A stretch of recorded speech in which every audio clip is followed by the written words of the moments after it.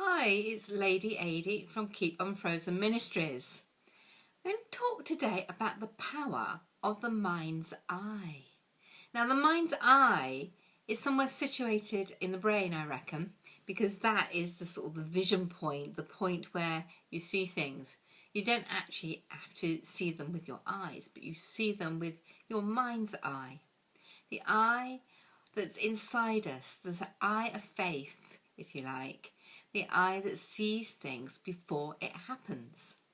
Now, I think the body is just so wonderfully and marvellously made, and this is one of the areas that maybe we don't talk about too much.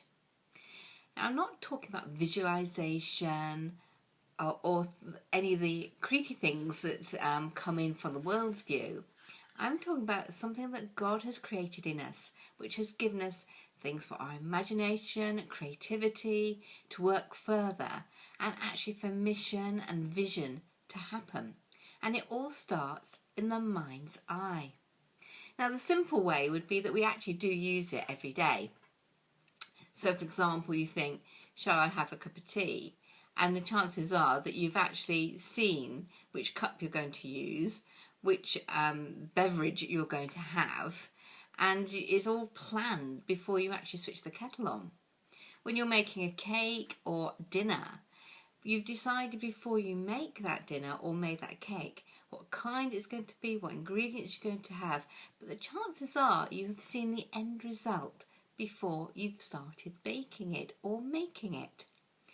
Obviously doesn't work with shop bought cake or ready meals, but for us that are making it from scratch, you have something from nothing at the end of it, but your mind eye has seen it already. Now, I think Jesus used this when he talked about the communion, when he said, this is the bread that is broken. You remember me whenever you eat the bread, and the wine, drink this is my blood. Every time you drink this, remember me. And in that, he was setting the scene in his mind's eye on what will happen for future generations to come. That those that believe in him will think of him before they say, as they say grace, in the church before they have communion, or in their house groups when they have communion, with or without a priest, depending on how you use your theology. But at the same time, he knew from that point that people would use the bread and the wine and think of him. Now, what are you doing with your mind's eye? Now, my mind's eye, as I've been sharing with you lately, is very much focused on the garden. Now, the garden, to others, is just heaps of soil, looks like a building site, bits of brickwork half done. But in my mind's eye, I see something completely different. The hole that I've used in the picture, that hole, or hobbit hole, I look at it and I see the finished article. To me, it's very Disney-esque. It's got a little porch, it's got all stone buildings, it's got a little arch in front of it, roses over the door, little picket fence, daisy garden. It's all there. But at the moment, it isn't. But I can only build it because I can see it. And sometimes I have to, other people come in and help me build it. And they have to try and get what's in my head into their hands to make it happen. So what's in your mind's eye at this moment? It doesn't have to be major big, although for other people like Martin Luther King, he had a huge vision for equality, and that's what he worked to. So we can have big mind's eye settings or smaller ones. What's God's mind's eye? Well, his mind's eye features on you and me. His mind's eye is that he knew us before we were born. He knew us when we were in the womb. He created us, therefore he knew our potential. And he knew what he wanted us to be like at the end. Rather interesting, the loving creature that he is, he wanted us to be the same. And it doesn't matter what life throws at us, really. It's about Are we working, are we using our full skill set, our full loving for other people to be the people that God created us to be?